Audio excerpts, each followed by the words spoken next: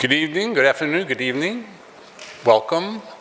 My name is Patrick Knisley. I'm the Dean of the School of Liberal Arts at FIT.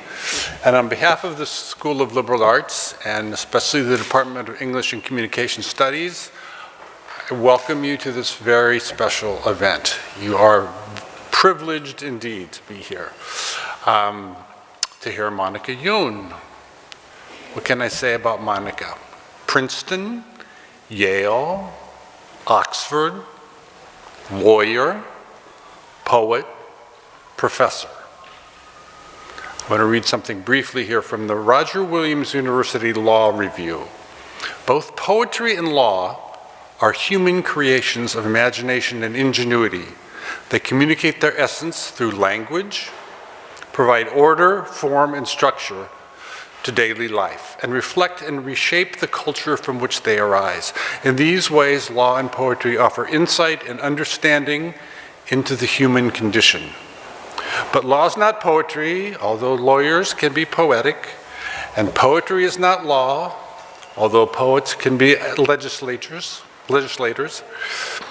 The domain of law is more the domain of abstract reason, offering structure and rules to the members of a society. The domain of poetry is more the domain of imagination, offering inspiration and insight into life. At the School of Liberal Arts at FIT, we embrace both those domains. We aim to prepare our students to become reflective, critical, and engaged citizens of the world. Our faculty members foster an understanding of diverse cultures and international perspectives, as well as an appreciation for the richness and changing composition of American culture. They also investigate new ways to heighten student awareness of the moral and intellectual dimension of human existence. The moral and intellectual dimension of human existence, the province of both poets and lawyers, I would argue. On behalf of the School of Liberal Arts, thank you so much for coming. I'm going to give this over to the organizer of this event, the chair of that department, Amy Lemon.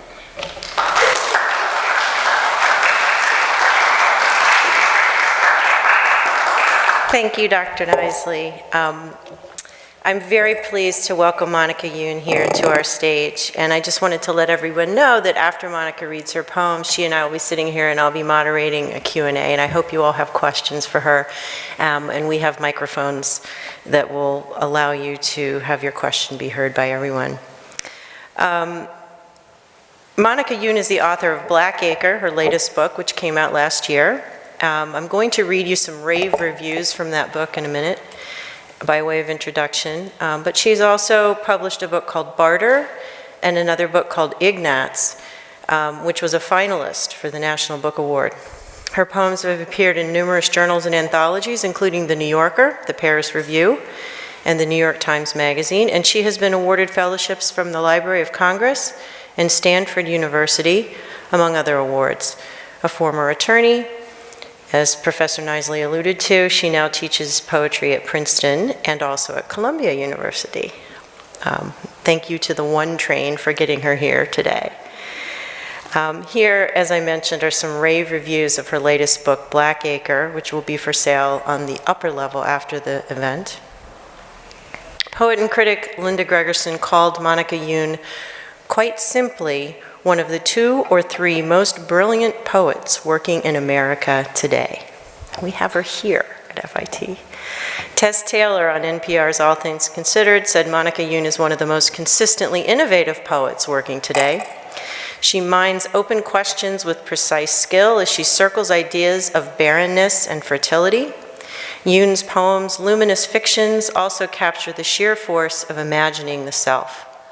The reviewer in the Washington Post said that Youn reminds readers that poetry is essential because of how it says what can't be expressed through prose. Bustle says that BLACKACRE explores everything from racial identity to infertility and dives deep into experiences of both wanting and not wanting. It's grim, bleak, and haunting writing, and also beautiful. Hyperallergic says BLACKACRE is practically a handbook on poetics. In every generation, there's a handful of poets who challenge the ways we think about language and how it is used. It is to this distinguished company that Youn now belongs.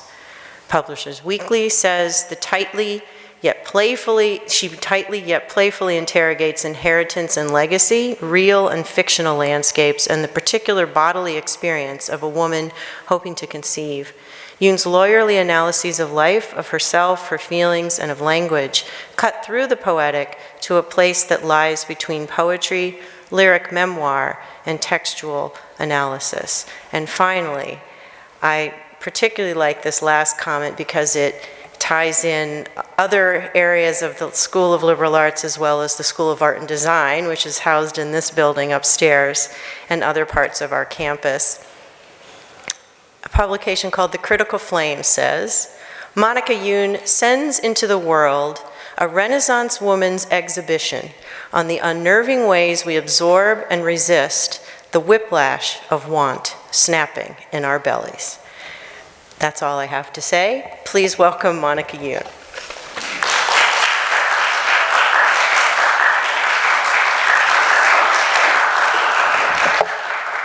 Hi, well, I am so pleased to be here today, and thank you so much, Patrick and Amy, for those introductions. And yeah, I'm just, so I wanted to talk to you a little bit about this book, a little discursively.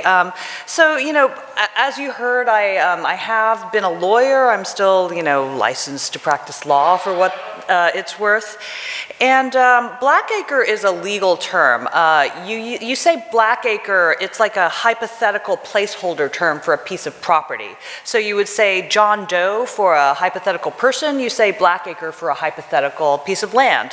And so in law school, like every other exam, is John Doe transfers his property BLACKACRE to Jane Roe in exchange for her property Whiteacre. And there's kind of a sequence of the hypothetical, so it'll go BLACKACRE, Whiteacre, Blue Acre, Green Acre, Red Acre, Gold Acre, etc.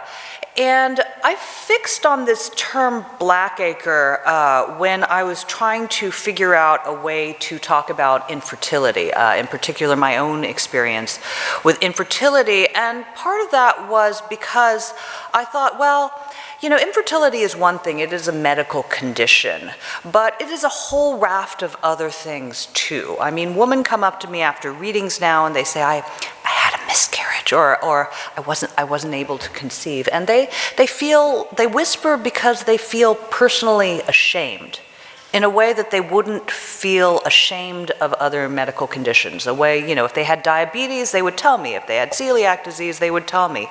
If they're infertile, they feel like they have to whisper. They feel like they've been devalued. And, you know, I was thinking about why that is and how much of what I went through in my experience of infertility had nothing to do with the medical condition, how it was social, how it was societal. And I thought, well, you know, if you go back to property, you know, and you think about inherited property, real estate. You know, if John Doe wants to pass BLACKACRE down to John Doe Jr., the mechanism of that transaction is a woman's body, is Jane Doe, right? And John Doe has to ensure that Jane Doe is fertile and is faithful.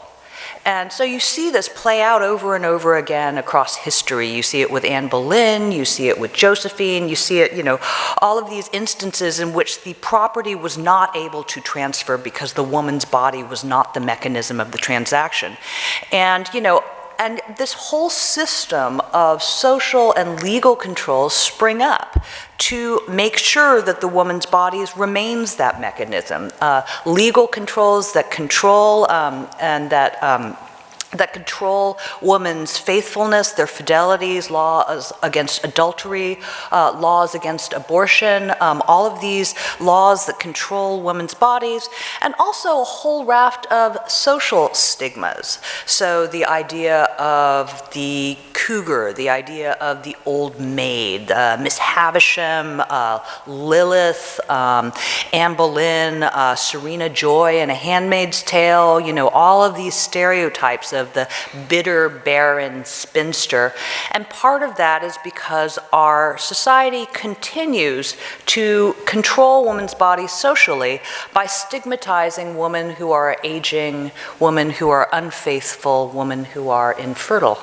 And so I was thinking about all of that as I was writing the book. But I'm not going to start with those particular poems. I'm going to start with poems that bear on other aspects of identity and what is given. Because as I said, the hypothetical of Blackacre kind of spins out into various variations. And so one of the things I was thinking quite a bit about was race. I was finishing up this book in late 2014. And one of the poems, this first poem I want to read, came partially as kind of not a bet, but a challenge by another colleague. A number of us were new parents. I was eventually able to conceive with the aid of an egg donor. And so the baby was born in December 2014. And the challenge was write a poem during the period of time of your baby's nap time. And, my baby's nap time, we have a little white noise app that we downloaded onto an old iPad, and we have it playing white noise in the baby's room. And because of where we live, which is very close to Foley Square, at the time I was writing this poem, what this white noise machine was drowning out was the noise of the Black Lives Matter protests, the helicopters, the sirens, the chanting. And I started thinking about white noise, about how white noise is really just the same wave pattern repeated over and over, and how early we are taught that it's comforting to surround ourselves with sameness. And so the epigraph here is from the app description of the particular white noise player that we use, Whiteacre. You probably have noticed if you're in a brightly lit room filled with white light, it is difficult to see colored lights.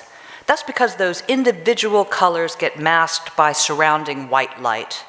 In the same way, other sounds will get masked by white noise, so they become less detectable. Proleptic flinch of whiteness, the hunch of shouldering into it, stoic glitch zipping up its jacket of static, knit fabric of interlocking Z's. The apotropaic as abject, self-replicating reflex of self-defense, vain camouflage that functions as neither shield nor shelter. The canker's milk nourishes nothing. The ice rink exudes only its own doom. This next poem is my Twinkie poem, which I know some of you have read. So this poem is based on, in my junior high school, I don't know if you all heard this, but there was this urban legend that Twinkies, the baked goods, aren't actually baked, they're extruded. There's this goo that's extruded onto a tray and then exposed to some sort of chemical catalyst so that they foam up and they grow this sort of golden outer layer on top of the kind of gooey inner layer. And so I was convinced that this was what happened until I actually, until very recently, until I actually started researching this poem. Twinkie, also in my junior high school, was an epithet for somebody who's yellow on the outside and white on the inside. The poem is also written in the subjunctive. Every line is prefaced with as if. And, the subjunctive in English is the way in which we talk about fantasies, what is unreal. And what's strange about English is that the way in which it's constructed, you are becomes as if you were. So the subjunctive actually looks like the past tense, which means that our fantasies look like they are in the past. And I started thinking about, okay, well, what is it about us that wants to cloak our fantasies in the trappings of history, of heritage?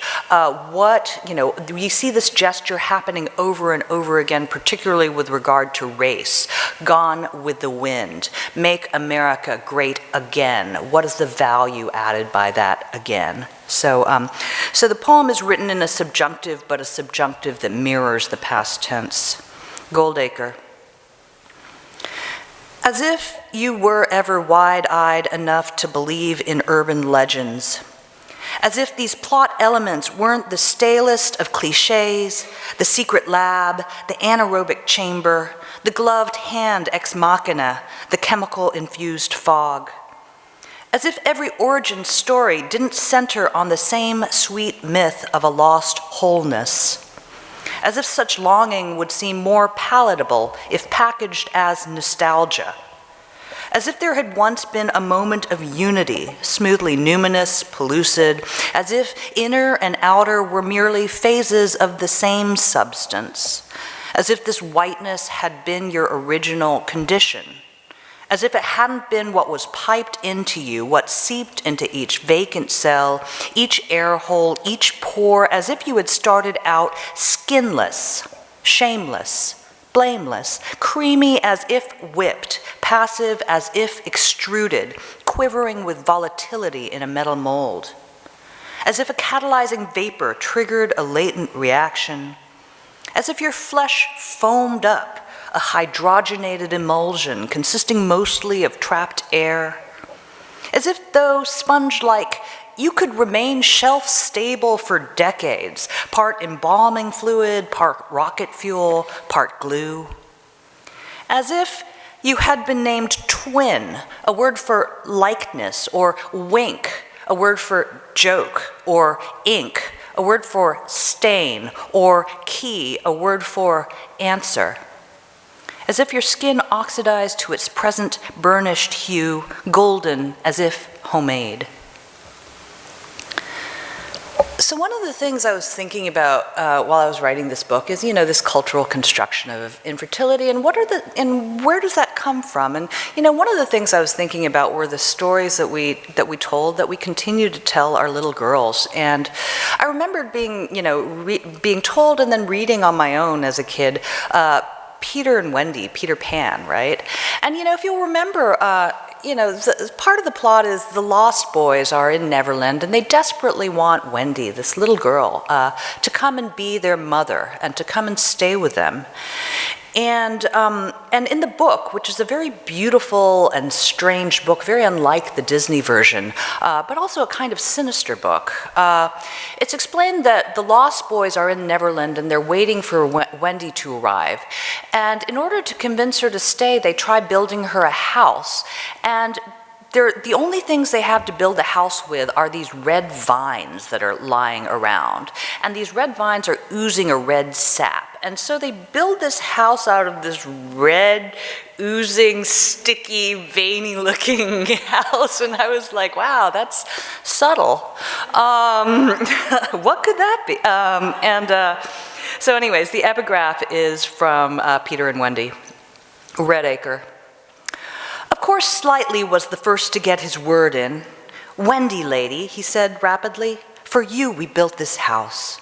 Oh, say you're pleased, cried Nibs. Lovely, darling house, Wendy said, and they were the very words they had hoped she would say. And we are your children, cried the twins. Then all went on their knees and holding out their arms cried, Oh, Wendy, lady, be our mother. Ought I? Wendy said, all shining.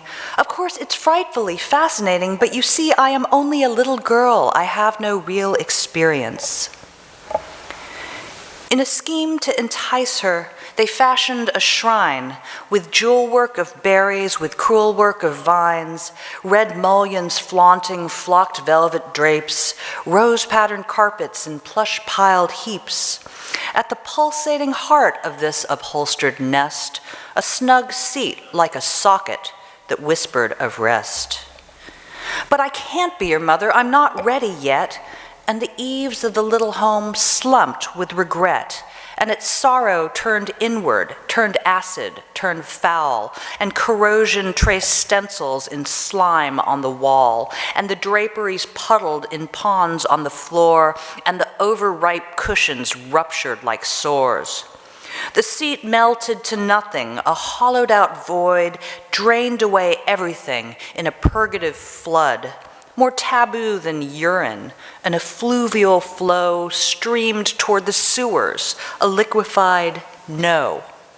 Wide-eyed and wide-mouthed, she gaped in dismay as pearl-like the possibles went floating away. This next one I'll read is, and this is the last of the, it's called Blue Acre. It's based on, I wanted to read it here because it's based on a dance by Martha Graham, which was choreographed in 1930 called Lamentation, which she meant to enact grief. And in the dance, the dancer is encased from head to toe in a seamless blue tube of knitted fabric, a stretchy tube. And so she performs the entire dance, creating these marvelous shapes with only her face, hands, and feet exposed out of this blue tube. So I was thinking, okay, is there a way I can formally represent that? And so this is what I came up with. Blue Acre.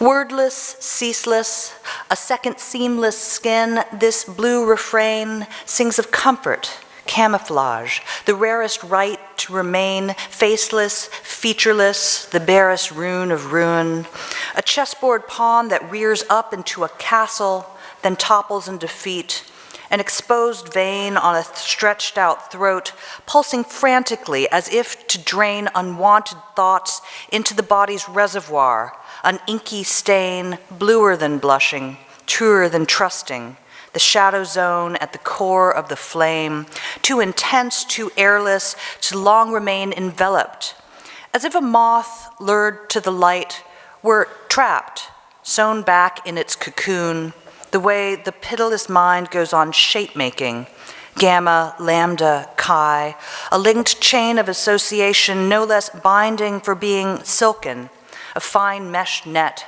thrown over the exhausted animal, abandoning its vague, vain efforts at escape, and struggling merely to sustain a show of resistance, to extend a limb toward extremity, to glean one glimpse of light, one gasp of air, then folding inward, diving down into the blue pool at the body's hollow center, there to float and drown.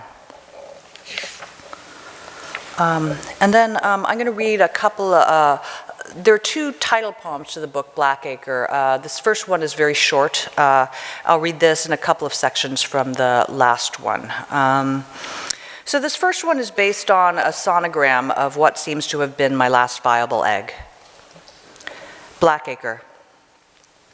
One day they showed me a dark moon ringed with a bright nimbus on a swirling gray screen. They called it my last chance for never-ending life, but the next day it was gone. It had already launched itself into the gray sky like an escape capsule, accidentally empty, sent spiraling into the unpeopled galaxies of my trackless gray body. And then this last poem takes a little bit of explanation.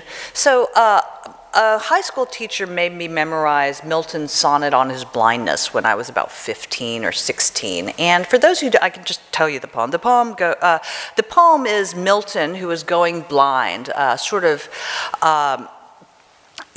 asking God, like, God, I want to serve you, but why are you making me blind? Doth God exact day labor and light denied? All I want is to serve you and I can't. My light is spent. And patience comes into the poem and basically said, look, God doesn't need you. God has plenty of people. Basically what God expects from you is obedience, and they also serve, the famous last line is, they also serve who only stand and wait. And this had always been sort of a comfort, a security blanket poem for me. It was a poem that I recited while I was waiting for the subway, while I was, on elevators, just a kind of a calming exercise. And I found that when I was, maybe I should just read the poem.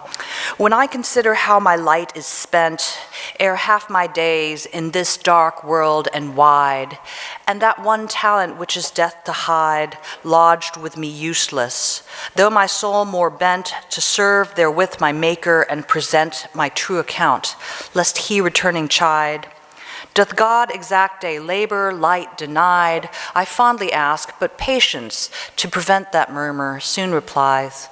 God doth not need either man's work or his own gifts.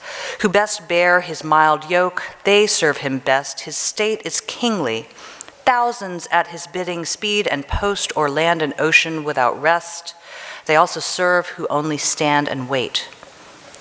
So, I had always found that very reassuring, and then during this process of infertility, I felt like the poem changed for me. Like, I just kept looking at the poem, and all I could see were like spent, useless, denied, prevent, wait. It was as if the poem were speaking to me, as if it had become sinister. And I sort of wanted to represent that. So I wrote a 14-part poem in which every section is one end word of the sonnet.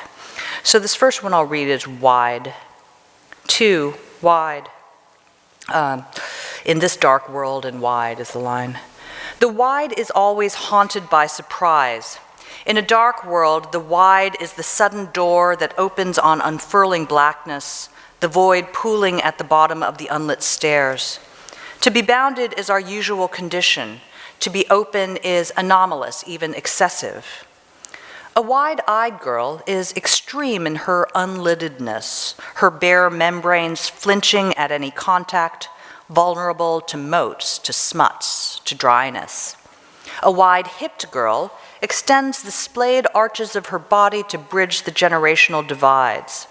A wide-legged girl unseals a portal between persons. She is disturbing to the extent she is open to all comers, a trapdoor that must be shut for safety's sake. A wide-eyed girl is often thought desirable. A wide-hipped girl is often thought eligible. A wide-legged girl is often thought deplorable. A wide-legged girl is rarely wide-eyed, although she may have started out that way. We can understand why Milton, in the narrowing orbit of his blindness, would have considered wideness, unboundedness to be threatening. What's less clear is why the wideness of the wide-legged girl is also considered threatening. Does the wideness of the wide-legged girl evoke a kind of blindness, a dark room where one might blunder into strangers, the way two men once met each other in me? And I think I will read one more section from this. This is a section from the turn of the sonnet, Prevent. But patience to prevent that murmur soon replies. Actually, let me see. Two more sections, Prevent and Need, sorry. 8, Prevent.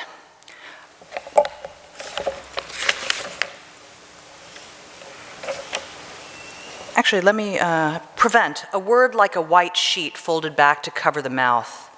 A white egg bursts from the ovary and falls away, leaving a star-shaped scar. Corpus albicans the whitening body. Such starbursts at first are scattered constellations, frost embroidering a dark field. But at what point does this white lacework shift over from intricacy to impossibility, opacity, obstacle, the ice disk clogging the round pond, the grid of proteins baffling the eye? Prevent, a word that slams shut, a portcullis, Latin, cataracta. And then 9, Need. Has patience been looming in the background all along, silent so as not to intrude upon a blind man's consciousness? Patience whose garment is white and close-fitting so that it is not blown about or disturbed by the wind. At the turn of the sonnet, patience pries open its sculpted lips, its stiff tongue like a weaver's shuttle, drawing woolly strands through the warp and weft of Milton's Blindness, a white monologue that admits neither interruption nor rejoinder. Milton's little murmur stitched back into his mouth. Woven tight enough to repel need, a liquid beating on the surface, the blood the needles drew from me week after week, hundreds of stoppered vials consigned to the biohazard bins en route to the incinerator. Need from the High German for danger, murmur from the Sanskrit, a crackling fire. Thank you.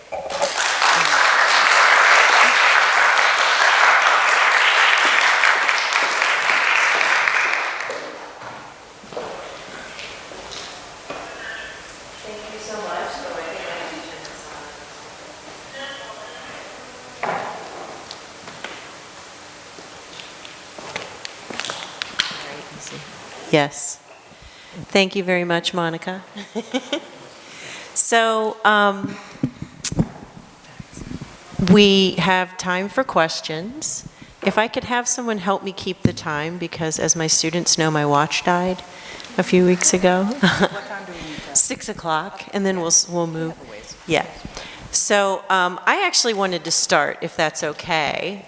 And it occurred to me, you're mentioning that the book was completed around 2014. How do you think the book might be different if you were doing it in 2017? Oh, boy. I did write, none of the poems post-date the election. I think I did keep writing. I think the last poem in it was probably spring 20. I kept writing through 2015, and then I think they finally pried the manuscript out of my hands. I'm trying to think exactly when it was, but yeah, it was warm outside. I remember I was staying in a friend's apartment, I think in the fall of 2015, and then I kept copy editing. I think I did something like over 100 edits in proof, which my editors are incredibly patient people. Yeah. Now, I've had a very hard time writing since the election. I've written a couple of things on commission, and I think it would probably have more explicitly to do with race, with racial issues. And, there were there are a few poems in the manuscript, maybe, 4 or so that that contain what I call racial markers that are explicitly about race. And I think that it was, it would be different now because, I was born here. I grew up in Texas. And it is just, and I always thought my parents are the American dream. They came here as immigrants. They, they built a business. They employ people. Surely people are happy to have us here. Surely we are considered Americans. And just, after the election to literally have people scream at me, America is for Americans only, go home. To have people scream at my 2-year-old son is astonishing and really kind of made me rethink, wow, has what I've been thinking about this country all along been wrong? Other questions? I think we have a microphone somewhere do we? Katie was going to do that? Oh, yeah. I'll give you mine. Hello, does it work? Okay, so a lot of your poems and whatnot were about about identity and topics such as that, and to you personal, personal issues like that, or personal identity, whatever, blah blah blah. So you know what I'm trying to say. Would you say that because you said a lot of people would come up to you after and relate back to you? So would you say when writing in general, would you say, are you doing it more for healing yourself or healing others? I think I personally am doing it more for healing myself. I have to come to terms with it.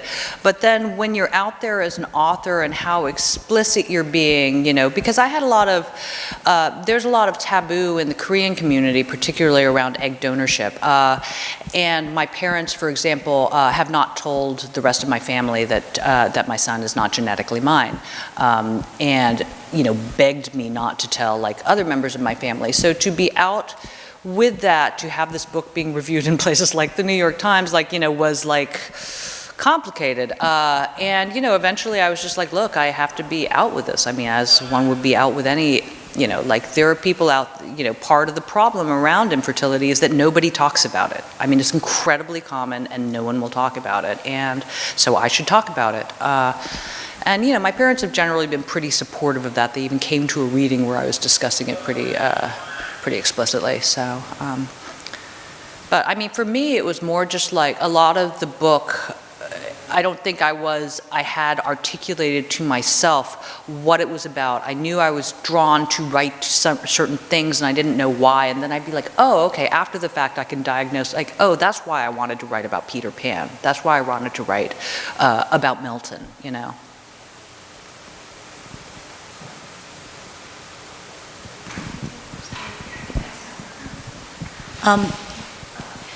Monica, you mentioned when you were talking about the Martha Graham poem that you wanted to, it was interesting the way you said it, you wanted to figure out how to represent that formally. Yeah. And then the last poem, BLACKACRE, that's a very obvious, it's not a classical form, but you've made a form by doing the same syntactical thing. Mm-hmm. How were you talking about form with the blue nylon dance tube? I'm sorry? How were you, when you said, I wanted to figure out how to represent that dance formally? How did you do that in that poem, or what did you mean by that? Well, that poem, I was thinking about the that's a constraint-based poem, even as it's a constraint-based dance, right? The constraint of the dance is the dancer can't leave the tube. The tube is in one knitted piece, and the whole thing has to be continuous. So I wrote that poem in a single sentence with what's called a monorhyme. It's in tercets. Every third line rhymes, and it's the same rhyme sound all the way down the poem. So it's a very short line, columnar poem with a single rhyme going all the way down. And I sort of based it a little bit on a poem by Brenda Shaughnessy called Artless, which is I think the opening poem in our Andromeda, which is a poem I love. And so, I was thinking, okay, well, I can do this sort of stitching effect. And then there's a really great quote by C.D. Wright that I wish I could remember right now about the relationship between form and poem, because I don't often use like traditional forms, like I'm not usually writing like, iambic pentameter or sonnets, although sometimes I do. But I feel like for me, form is the manifestation of the poem, is the body of the poem. Just like you couldn't talk about dance without talking about like, the movements of the dancers. Like it would be like, it makes no sense to me to talk about a poem without its form. I mean, the form is how the poem, is born. It's and whether that form is something that looks like a traditional form or whether it's something that's splashy and all over the page. I mean, in any case, it is a form. Like it's the shape of the poem.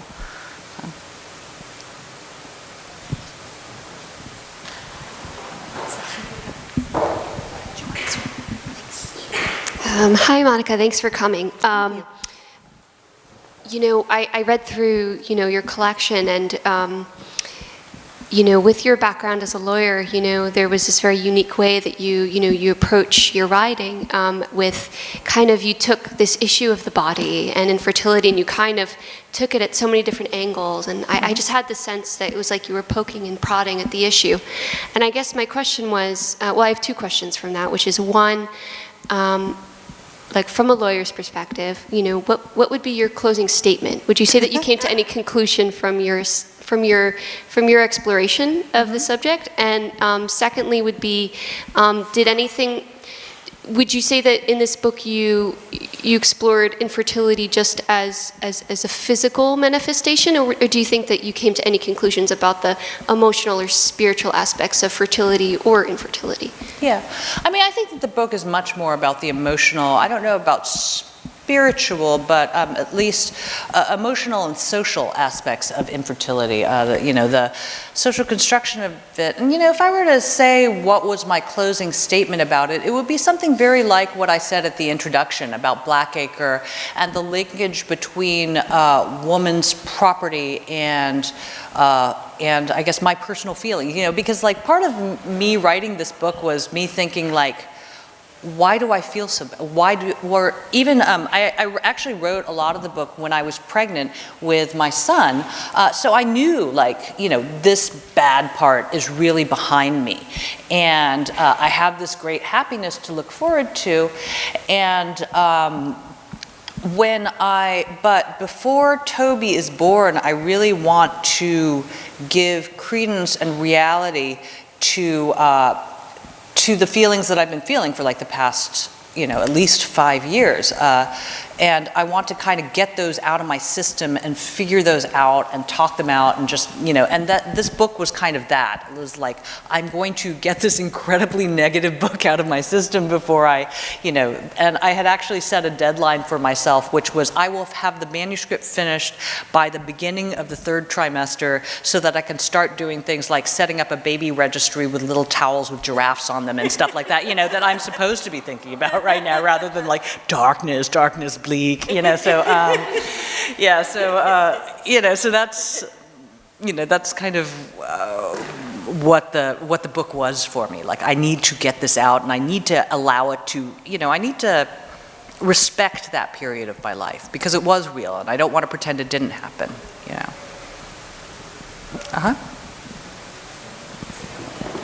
Here. Thank you, Professor Lemon. Thank you for coming, Ms. Youn. On the note of you starting really as a lawyer in your career, did you find it was particularly, I guess, taboo for you to discuss like something like infertility being like a rather taboo topic, even I think among even other feminists at times? Did you find it particularly difficult to discuss it with people who you were around, being lawyers, which is kind of, I guess it's not traditional, but it's certainly, I guess people who might do that would be more like a family, I guess, of lawyers and more like higher up like positions, since, for example, here, like, it's kind of, we're in art school, it's people don't always look at that with the same respect as they would like a lawyer or a doctor or a scientist. Not that there's any difference. It's just the social, I guess, like the social outlook. I'm going to art school is considered taboo. Did you find that you had that in your fields? Oh, absolutely. I was a trial lawyer, and trial lawyers are particularly a male-dominated profession. For a long time, I was the only woman in the litigation department of the particular law firm when I was working for, and there was really a pressure to be one of the guys, to never show any weakness. God forbid they even recognize that you were a woman. You could kind of josh with them, and there was a sort of like, I also heard this from a friend of mine who was like the only woman on the trading floor at Goldman Sachs at one point. Like, there was this kind of necessity to be like, I can be just as crass and throw down just as hard as the guys do, which I did, but it was harder to deal with, especially in private practice. It was much harder to deal with the artistic side. I remember going into this one deposition. We had a particularly nasty relationship with our opponents in that litigation. It was a $750 million case, and the conduct at depositions had gotten so bitter that there was actually a court order regulating our behavior at depositions because it had just become very ugly. And so I go in there to take the deposition, and this kind of nasty male partner on the other side is like, I read your poems online, like, immediately before the deposition, and it was very clear that he was just trying to throw me, like, oh, you artsy chick, you're not tough enough, and so, so that was really funny. I think that was the clearest instance of it, like, I'm going to use your artsiness as a sort of a vulnerability. But then later, I went into public interest law and found it much more of an asset that I could talk about language. So, for example, my last job was at the Brennan Center for Justice, and I was running their campaign finance reform program and mostly dealing with Citizens United. And, and I found it very helpful to be able to say, look, Citizens United is just 3 metaphors, right? It is just money is speech, corporations are people, and elections are a marketplace that can be bought by the highest bidder. And if you're a poet and you understand metaphor, then you're better able to recognize them, right? And you're better able to understand that they can be dislodged by other more powerful metaphors, right? It's all metaphor at the end of the day. A lot of argument, a lot of, what America is like, what it should be. I mean, these are all metaphorical concepts, right? Anybody up there with the microphone? I got this. It's cool. Who is it that raised their hand? Oh, all the way up there. Never mind. Okay. First, sorry about this. Thank you. I wanted to ask, I know you said, you just said how being a poet influenced being a lawyer. How did you break from being a lawyer into being a poet? Yeah. I mean, I think break is probably the wrong term. I did both simultaneously for quite a while. For my whole life until I turned about 40. And at that point, I was, as I said, at the Brennan Center running this program, and I had also published 2 books of poetry and was about to start my 3rd, and was just like, I can no longer do both. It was one thing when I was a very junior lawyer and my assignment was write this research memo or write this brief or whatever. Now my job is figure out how to overturn Citizens United. Like, it's not the sort of thing you leave at the office. And, what should we do about money in politics? Like, it's not, and so I was like, this is, if I let this law job do so, it will eat my entire life. And so at some point I had to figure out, all right, what do you want to be, lady? Do you want to be a lawyer or do you want to be a poet? You're going to have to give one up at this point. And I just thought, well, what can I actually not live without? And that's being a poet. I can live without law. So. I had a second part. I'm sorry. Your structure, your form in your poems it's very different to what I've read. And was that part of influenced by law or like being lawyer? I don't know. I mean, I'm a very analytic thinker, and part of that expresses itself spatially, but I don't know if that's directly legal. Like, I'm often asking my students, like, if this poem were a building, what would the building look like? What would the rooms look like? How would the passageways flow between the rooms? Would the floors slant? How would they slant? How much light is entering in? At what point can you see what point? If you understand this poem as a piece of architecture, what does that look like? How does this express itself? So I'm often thinking in those terms. I'm not sure why. My first book was very influenced by visual art and kind of the idea of being able to apprehend things simultaneously, diptychs, triptychs, those sorts of metaphors came up a lot, and trying to figure out how to do like structural analogs for that in poetry. Thank you.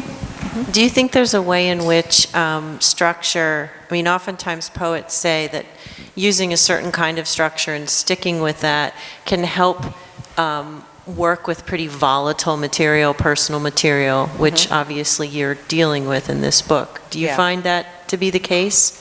Yeah, I mean, like, certainly the structure of the BLACKACRE sequence, which is almost this hyper-structured, like 14-part, and then every part is going to correspond to a Milton. I mean, it just seems like the weirdest way in the world to process an entirely personal experience, right? Like, what I should do is I should go to my shrink and just be like, this is what happened, blah, blah, blah, blah, blah, blah, blah.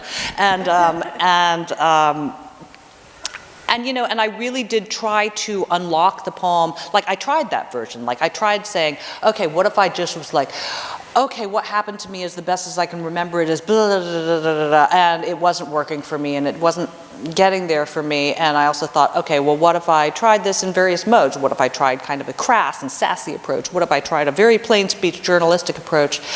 And finally, I was like, none of these are me. I'm not somebody who experiences emotions in an unprocessed way. Like, when, the whole impetus of writing this Milton thing is because my experience of infertility was in some way structured by this Milton text, or structured by Peter Pan and Wendy, or The Handmaid's Tale, or any of the other stories. Like, I've internalized any of the other patterns I've internalized. Like, it's not like we have art and then we have experience. Like, our experience is patterned by the art that we know, right? Our experience is, we keep living the stories that we have already been told. And so I was like, okay, so given that, and given that this is going to be very textual, and given that I'm a lawyer, and one of the things that lawyers do is they pick apart texts, maybe the way to unlock this poem for me, and I was talking to Amy about this, like how hard this poem took how long it took for me to solve, like how I was going to approach this. I was like, okay, let's just go way lawyer on, let's just floor the lawyer pedal on this, and we're just going to go dry as dust, hyper analytic. We're going to give up being beautiful or hip or sexy or lyric or any of those things, and I'm just going to like not worry about boring people. I'm just going to bam, like, you know, I'm just going to analyze this piece of text and see what comes out of that process for me. And somehow that worked. I feel like I have to approach things that scare or trouble me through indirection. Like I often find it easy, you know, this is why, for example, it's often easier to write a persona poem than it is to write the experience directly. You know, it's easier to see things clearly once you've displaced it from yourself, right? And from the control of yourself. In our creative nonfiction class, which many of the students are here, all of the students are here, we looked at your prose as well as the book of poems. But I think there's also a way in which there's a hybrid nature to some of the poems, and that, so what you were just describing is almost as if you started with the intention of a literary criticism in some way. But then, of course, what happens is there's the lyric that comes out. Yeah, there's it just sort of takes over at some point. There's the memoiristic pieces, there's the confessionalist kind of pieces. As I've been reading your book very, very closely, I've also been reading Maggie Nelson's The Argonauts. Oh, yeah. And what strikes me about that, which I wanted to kind of throw back to you, is this notion that she's a critic, she's a poet, she's a scholar, and a theorist. And the book is categorized in lots of different ways, but mostly I think it's seen as literary criticism, but yet it's also very much about identity, and it's very much about the law, and it's very much about how families are constructed by our government. So I don't know if you see any parallels with the BLACKACRE project. Yeah, I think so, because, you know, I've read, you know, a lot of Maggie Nelson, and I think that The Argonauts is an interesting hybrid text, because she has very, very academic work. Like The Art of Cruelty is a purely academic book that's just filled with, you know, citations and, you know, looks like, you know, a PhD dissertation. And then Bluets is a very beautiful book that is, you know, much, much, much more lyric. And The Argonauts is somewhere in the middle. It's got this sort of skeleton, and then it has this kind of, you know, piecemeal structure. And yeah, so I think that being able to liberate all of those modes of writing, and to not say, oh, poetry always has to be pretty, or, you know, it always has to be, you know, this or that, is extremely helpful. And it's just like I can approach this, and I can layer diction, I can layer vocabularies on top of each other, and to see, you know, as if they were working in oil and then working in watercolor, or, you know, layering or collaging pieces of fabric. I mean, one of the things that John Ashbery was so genius about doing is he would have one vocabulary or register, and then he would kind of layer another vocabulary or register and keep shifting, so that the end product was this kind of this collage of this tonal collage that would create entirely new tones, entirely new emotions out of what he had started out with. And you know, so I think just giving yourself as wide a palette as possible in your writing, and not saying it has to be one mode or the other, is terrifically helpful. How are we doing for time, everyone? I think we're pretty much out. We're pretty much out. Well, so if we have more questions for Monica, she can answer them upstairs and also sign books. So I think we're going to go up the stairs and back out there to the tables. Thank you, everyone, for being here, and let's thank Monica again for being at FIT.